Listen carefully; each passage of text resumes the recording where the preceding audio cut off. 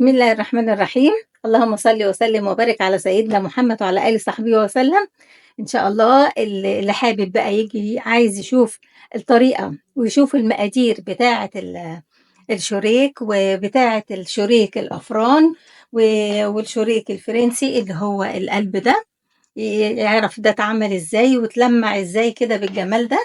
وادي الشوريك بتاع الأفران طري جدا واخر جمال بقى مفيش بعد كده، آخر جمال. برضو عايزين نعرف اتلمع كده ازاي. ان شاء الله انتظروني بقى في الفيديو ان شاء الله.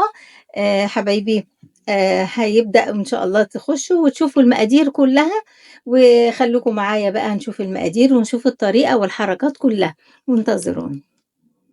السلام عليكم ورحمة الله وبركاته. أنا هدى من قناة هوايتي، أهلا وسهلا بيكم.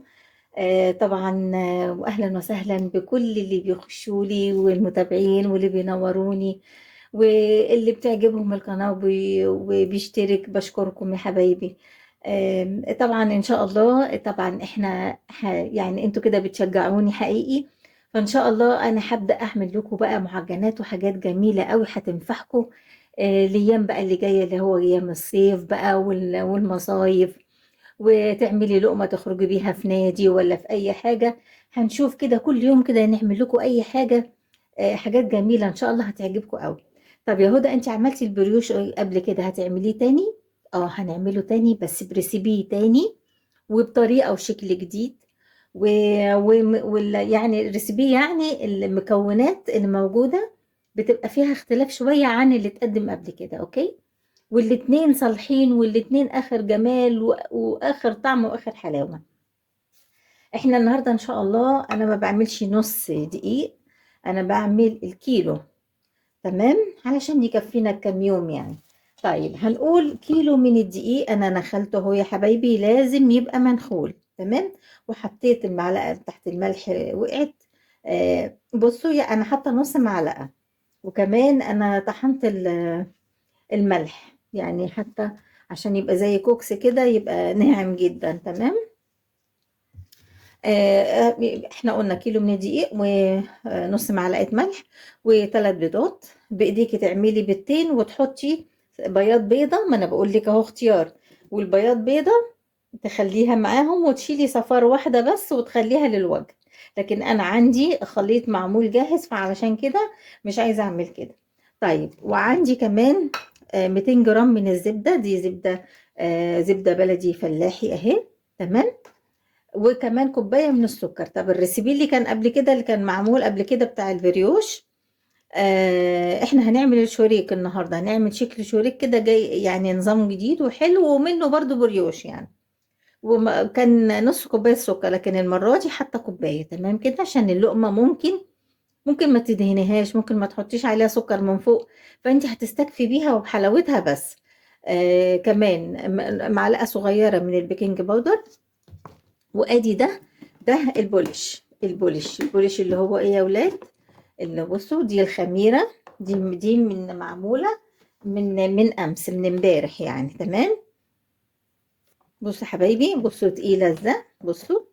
ده البولش ده عبارة عن كوبايتين من المية، وكوباية من الدقيق، ومعلقتين من السكر، وكيس ونص من الخميرة. برضو هنا الخميرة كان اللي فات كان فيه معلقتين، ده النهاردة معلقة ونص، لأن النهاردة حر فمش عايزين خميرة كبيرة قوي، تمام كده؟ طيب الزيادة اللي عندي ايه؟ هو كده كده حلو قوي ومستكفي قوي. وهنحط معلقة ايه؟ اللي هي البيكنج باودر. طيب هنزود ايه كهودة بقى؟ عشان انا عاجنه هنا بميه، فانا عايزه اطعمه واخلي اللقمه جميله. هحط معلقتين من اللبن البودر، تمام؟ وزياده كمان ايه النهارده اللي هتبقى جميله قوي وهتعجبكم جدا، هنحط معلقتين من الكريم شانتيه الخام، تمام؟ يبقى دول اللي يعتبر اللبن بودره مش زياده، لان انا مش عاجنه بلبن. دول كوبايتين، هي مع البيض مع الزبدة مع السوائل دي هيعجنني العجينة حلوة. طب أنا طبعا عشان ده بريوش وعايزينها طرية قوي، فممكن في النهاية حسب ما الدقيق ياخد معايا تحط ربع ولا لا. في كمان حاجة كمان تاني، اللي هي ايه؟ الزبيب يا حبايبي، الزبيب كان عندي في الفريزر، غليت ميه وحطيتها عليه. لازم الزبيب يتحط كده في الشوريك وفي البريوش، يبقاش ناشف ويبقى بيعض، لان لما يخش النار مع العجينه انا عايزاه يبقى طري.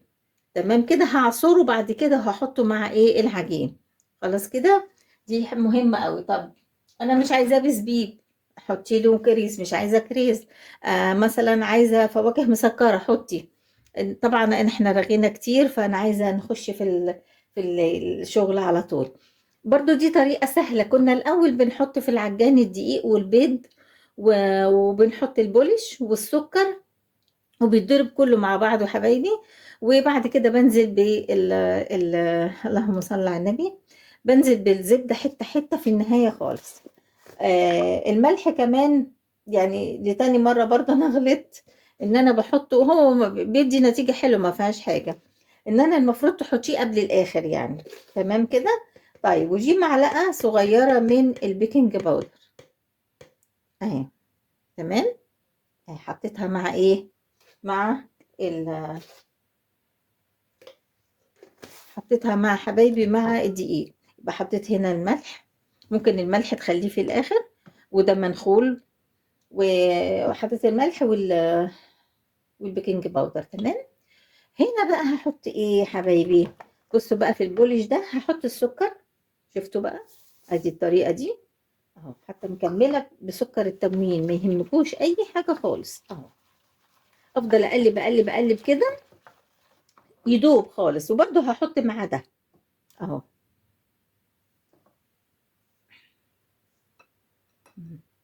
شايفين يا حبايبي اهو اللقمه، او العيش البتبان او الفينو او الكرواسون او الحاجات دي كلها لما بتتعجن بيبقى فيها سكر والخميره طبعا، وبيبقى داخلها بيض وزبده ولبن او لبن بودره. الحاجات دي كلها يا حبايبي بتدي طعم رائع للقمه. شايفين؟ انا طبعا هضرب كده، مش عايزه اعطلكم برضو اهو. برضو هحط معاهم ايه علشان نبقى ايه متفقين. ادي حبايبي معلقتين الكريم شانتيه اهو، ادي معلقه قدامكم اهو، وادي معلقه. تمام. وكمان معلقتين من ايه، من اللبن البودره، ادي واحده وادي واحده. تمام كده. وادي واحده تاني اهي. يلا، عشان احنا مش حاطين لبن، احنا حاطين ميه. شايفين كده اهو. وافضل بقى اقلب يعني، افضل كده اضرب لحد ما ايه السكر يدوب وكله يدوب مع بعضه. بس يا حبايبي، وفي النهاية هعمل ايه في العجان بقى عشان مش هثقل عليكم المرة دي. هحط في العجان ده مع ده، اللي هو الدقيق بالمعلقة البيكنج باودر وذرة الملح مع المكونات اللي احنا عملناها دي، يتضربوا كويس قوي. وبعد كده هنزل بقى بايه في الزبدة في النهاية، ألم العجينة. خلاص يا حبايبي كده، هقلبها بقى خالص. شوفوا بقى انا عملت الحركه دي ليه النهارده.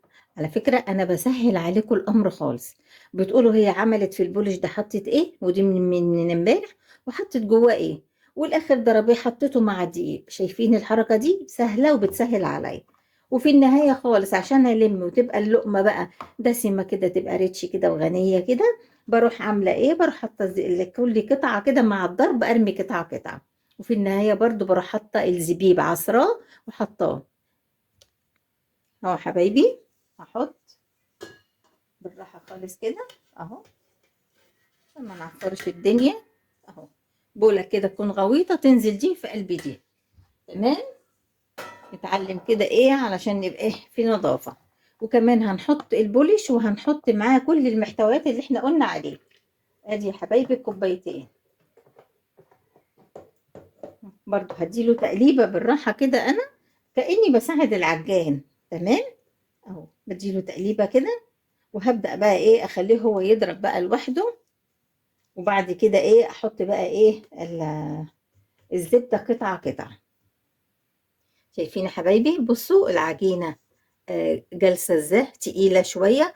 فطبعا انا مضطرة ايه ان انا احط لها ربع كوباية اللبن دي اهي. احطها قدامكم اهو عشان تعرفوا انا حطيت ايه. لازم يكون في مصداقية في الشغل بتاعنا. حطيتها علشان تطري لي اللقمة. هعملها برضو على الواطي كده، بس هي دي اللي انا ضفتها. بعد كده هبدأ بقى انزل بالزبدة حتة حتة. تمام اهي.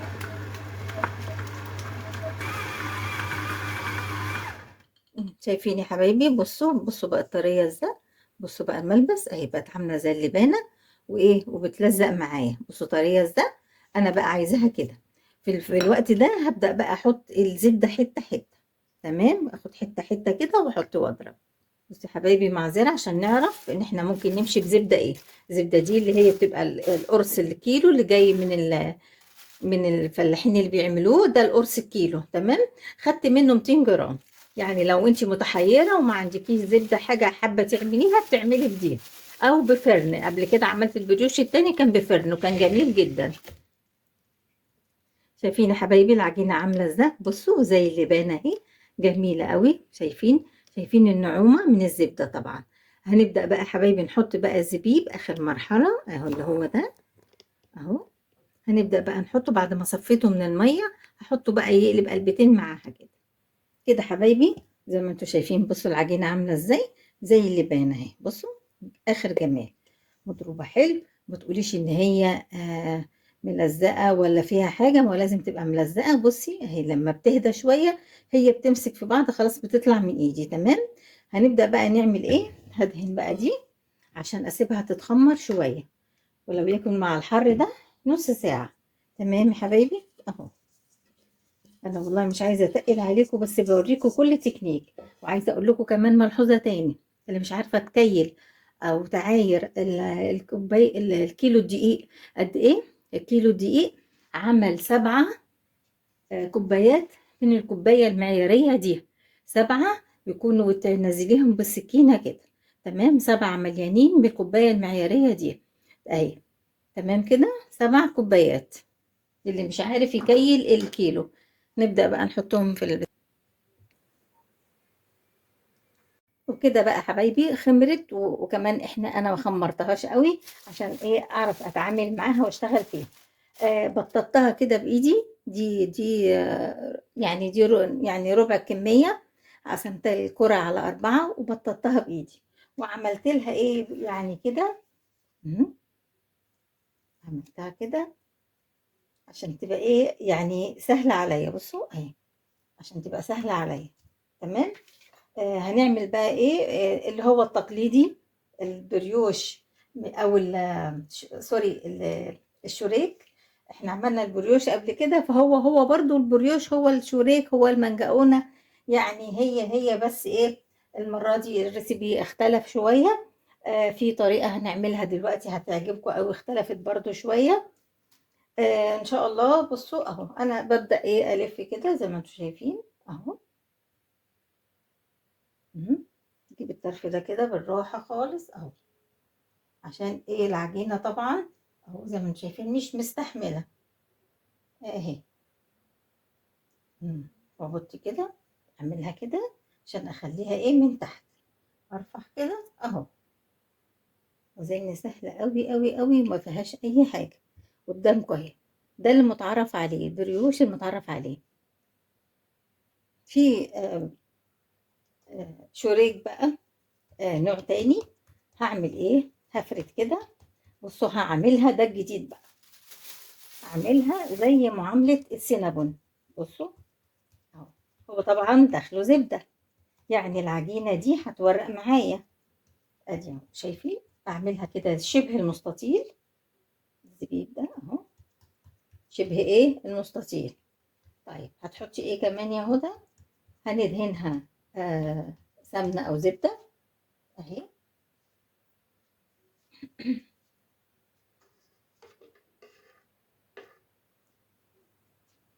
بمعلقة او بفرشة اهو. اللي يحلالك تعملي بيه احسن اهو. هي بظهرها كده وبعمل. طيب هتعملي فيه ايه تاني يا هدى؟ هقول لكم. مهم. هناخد شوية قرفة. طب لو انا مش عايزة قرفة وما بحبهاش ما تحطيش قرفة. لفيها كده وهقول لك هتتلف ازاي اهي. تمام. ادي القرفة. تمام كده زي السينابون. اعمل ايه بقى؟ هلف كده حبايبي اهو كده. اهو. بصوا اهو، اقرب لكم كده اهو، واقفل بقى، اقفل ايه، اقفل بقى كده عشان تبقى ايه العجينة مقفولة اهو. وما تخنيهاش قوي، يعني حاولي بقدر الامكان ترققيها، علشان احنا هقول لكم احنا هنعملها ايه، احنا هنعملها قلب. تمام اهي. مم. بصوا. طيب بعد كده هنعمل ايه بقى، هنحط دي على دي اهي. يبقى انا عملتها دهنتها الاول، هقول لكم الطريقه تاني. دهنتها الاول، الاول بططتها وفردتها زي المستطيل، وبعدين دهنتها، وبعدين حطيت لها السمنه او الزبده، ورحت حاطه لها انا نسيت احط شويه سكر، بس انا بحط لها سكر على فكره، سكر زي السينابون. وحطيت شويه سكر، وبعدين تروحي حاطه القرفه من فوق كانك بتتعاملي معامله السينابون. تمام كده اهو يا حبايبي. طيب هي بقت كده خلاص الاتنين فوق بعض. هنعملها بقى ازاي قلب. اهو هجيب بقى كده اهو. بصوا، واروح فاتحاها، واروح بقى منيمها كده، واروح منيمه التانية كده. شايفين الجمال اهو. دي حته زبيبه اهي، بدل ما تتحرق هحطها جواها بس، واطول بقى حته القلب كده. بعدين طالما هي طويله اروح عامله ايه، اروح شايلاها عشان ما تبقاش كبيره قوي. بس يا حبايبي، دي طريقه طريقه القلب. تمام كده. هتورق طبعا وايه، وهتتنفخ وكده اهو. تمام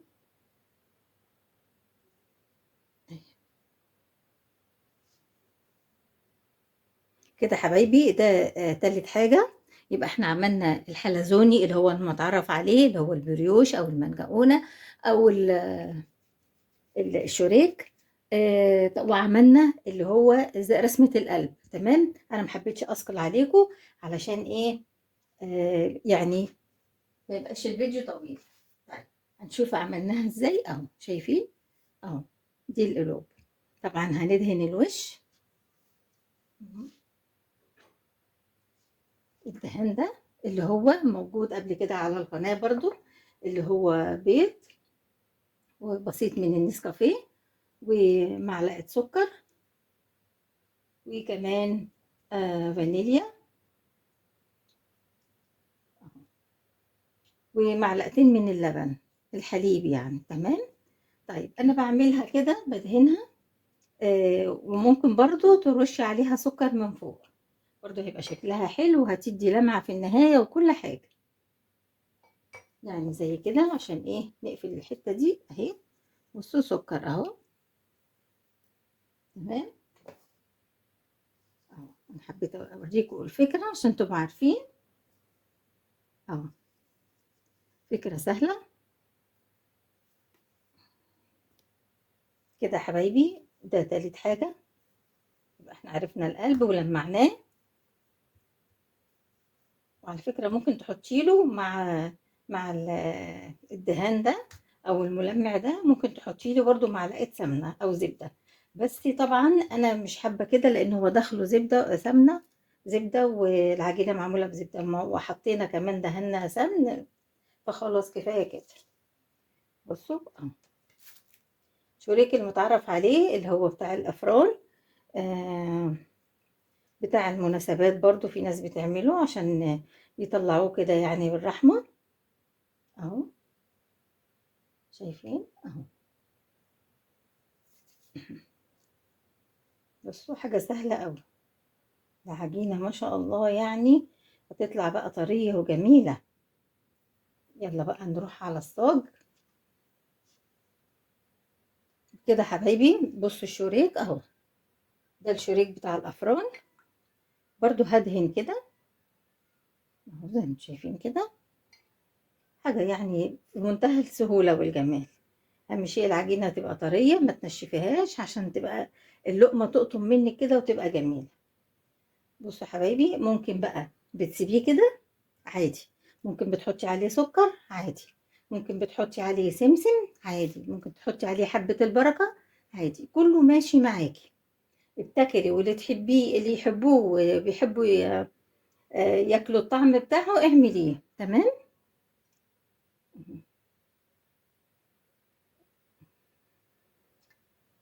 شايفين الجمال والروعة؟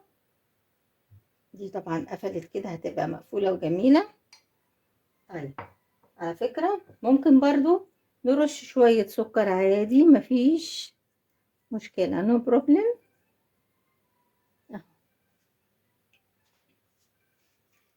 nothing يعني ولا شيء. اهو بصوا حبايبي، ادي السمسم اهو، سمسم محمص زي ما انتم شايفين اهو. حط عليه كده، يعني لو عايزة اللقمة مسكرة كمان اهو بصي، شوية سكر بساط كده. وهي طبعا معمولة المرة دي الكيلو معمول بكوباية من السكر. الريسيبي اللي كان قبل كده كانت نص كوباية. يعني احنا بنوريكم يا بايديكي تعملي كده وتعملي كده، واللي يعجبك مشي عليه واعمليه، اللي في استطاعتك كمان. تمام يا حبايبي. ادي سكر اهو، بصوا. وبعدين هنا برضو هنرش برضو رشة بسيطة كده، مش ببالغ يعني، بس بتاكلي اللقمة بقى بتبقى معسلة وجميلة قوي، تقطم معاكي كده وجميلة. بس يا حبايبي اهو يا حبايبي، واسيبها بقى لما تخمر كده. حبايبي برضو هنعمل الحلزوني، عشان يعني بصراحة كله بيحبها قوي، بس انا حبيت اوريكم الفكرة بتاعت دي ودي، وحبيت اوريكم المرة دي القلب، والريسيبي اتغير عن اللي فات. تمام كده، يعني المقادير اتغيرت. مم. تمام يا حبايبي، افضل اوسع كده عشان ايه ما تبقاش مكلكعة، واللفات بتاعتها الحلزونية تبقى اكبر اهو. الف برضو كده اهو، واجيب كده بايدي اهو.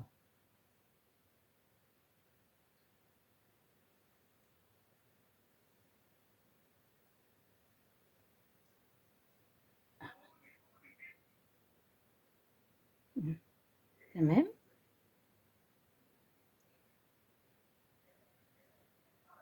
ده الزبيب طبعا، اللي هي طبعا بتدوخ في الفرد وفي اللف كده، بس لازم تبقي متحكمة فيها. النصيحة اللي هنا ان انت لازم الزبيب تكوني بلاه في مية سخنة عشان يطرى معاكي. وكمان تاني حاجة انه لازم يتحط فيه قلب العجان، او وانت بتعجني في المرحلة النهائية لازم تعجنيه مع العجينة، علشان يعني الأنسجة بتاعته تتهد كده ويبقى ناعم في اللف وما يدوخكيش. طبعا يا حبايبي، برضو ايه، برضو هندهن الوجه كده اهو. ده اللي هو البريوش العادي اللي احنا عملناه حتى في المرة اللي فاتت، بس قلنا الريسيبي بيختلف، يعني بايديكي تعمليه كده وبايديكي تعمليه كده. تمام. بس المادة الدهنية هي واحدة. احنا بنحط كوباية من الزبدة اللي هي 200 جرام. هكمل بقى كده يا حبايبي، بصوا برضو سكر. انا بوريكم المراحل عشان تبقوا عارفين ان بعد كده يخش الفرن على درجة حرارة 190 او 200، لو فرنك مش يعني مش عالي قوي يبقى 200. وكمان ان شاء الله هيقعد له حوالي كده ربع ساعة. ولما يخرج بقى هعمل واحدة واحدة على الرف الوسطاني. لما يخرج ان شاء الله هنفنش الفيديو ونوريه لكم. احنا اهم شيء عندنا العجينة، مش التسوية. التسوية دي في ايدك بقى، واهم شيء عندنا المقادير والحاجات دي، والعجينة والطريقة بتتعمل ازاي. بس يا حبايبي طبعا انا فتحت الكاميرا تاني، لازم يخمر، لازم يخمر للمرة التانية. يعني بص، ده انا كنت عاملاه من شوية، ده هو لسه ما خمرش، هسيبه لما يخمر كله مع بعضه، وبعد كده هبقى ادخله الفرن. تمام. ده وهكمل بقى الكمية دي وارجع لكم بقى ان شاء الله. وكده بقى خلصنا حبايب قلبي، شايفين بقى الجمال؟ شوفوا الروعة بتاعت الفيديو، بتاعت الشغل، بتاعت التوريق اللقمة. عايزة اقول لكم طبعا انا الفيديو ده الفيديو الكبير فلازم اشرح لكم فيه كل حاجة. دوا متلمع اولا. عارفين الجل اللي بنحطه فوق التورته علشان الفواكه؟ علشان ما تتبلش، هو ده مع معلقتين من السمن البلدي، دمجتهم مع بعض ودهنت بيه الوش. ممكن تكون طريقة جديدة. عايزة أقول لكم ريحته جميلة جدًا، أكيد الطعم روعة. كمان يعني شايفين التزويق، شايفين بصوا الجمال وبصوا الروعة، شايفين اللقمة عاملة ازاي، شايفين بصوا من ورا من قدام، آخر جمال آخر جمال. بصوا أنا هفتح لكم واحدة علشان إيه، نتأكد ونشوف الدنيا فيها إيه، عشان تشوفوا التوريق وتشوفوا الجمال بتاعها. شايفين الروعة، بصوا، شايفة، بصي الجمال. لقمة جميلة جدًا، معمولة بالزبدة، وزبدة بلدي كمان، مش يعني زبدة بقى أي كلام ولا حاجة. بُصّي شوفي عامل إزاي من جوّه، بُصّي روعة والله العظيم. بصوا شوفوا الجمال أهو، شوفي، اهم، بُصّي روعة، روعة، روعة، آخر روعة بصراحة يعني. لقمة ريحتها كفاية، الريحة كفاية. كمان بصوا حبايبي، عملنا كمان إيه، عملنا اللي هو الشوريك اللي هو الفرنسي ده، أو نقول البريوش الفرنسي. بصوا شايفين الجمال أهي، تحت أهي، بصوا الجمال من جوه مورقة ازاي، ليه؟ لأن دي متبنطة بزبدة. طبعا أنا ما كترتش فيها القرفة قوي، لكن حابة أقول لكم بصوا شايفين، بصوا الروعة، شوفوا الجمال من تحت الحاجة، حاجة بقى يعني بصراحة جميلة قوي والله العظيم. حقنا نفتح فرن بقى. شايفين بصوا بقى الروعة بتاعت الشوريك، شايفين الجمال. لكم واحدة صغيرة شوية ولا كبيرة؟ بصوا شايفين برضو ادي واحدة كبيرة اهي، ادي اللقمة نفس اللقمة يعني اهي. ده الشوريك برضو اهو، بصوا حبايبي، ده منه، ده بنفس نفس العجينة اهي. بصوا شايفة، بصي شايفة التوريق، بصي بتنط ازاي، بصي. مم. انا حابة اوريكي جمال العجينة. العجينة بتدوب في البُق، زائد إن هي بقى مليانة زبيب من جوّه. المرّة دي أنا حطيت كوباية زبيب بحالها، حطيتها لها علشان أنا عايزة كل ما أقطم قطمة كده يجيني الزبيب كده في بُقّي، بيبقى طعمه جميل جدًا. طبعًا واللي مش عايز بصراحة هو يعني بيضايق في الفرد وكده. علشان بيفتّح في العجينة، لكن اللي مش حابب ما يحطّش، لكن إحنا يعني واخدين على العجن وواخدين على الحاجات دي، يعني إيه، الأمر عادي يعني. طبعًا يا حبايبي، أنا باشكركم وباشكر كل حد بيخُش على قناة هوايتي ماما هدى السقا. طبعًا باشكركم من قلبي، وباقول لكم بتنوّروني كل يوم وتعليقاتكم بتعجبني. ويا ريت كده يبقى في تواصل كده دايمًا يا حبايبي، وكل اللي شاف قناتي ويحب ياخد جولة فيها كده، عجبته القناة بيشترك فيها ويفعّل الجرس ضروري عشان لمّا أنزّل أي حاجة توصل لكم.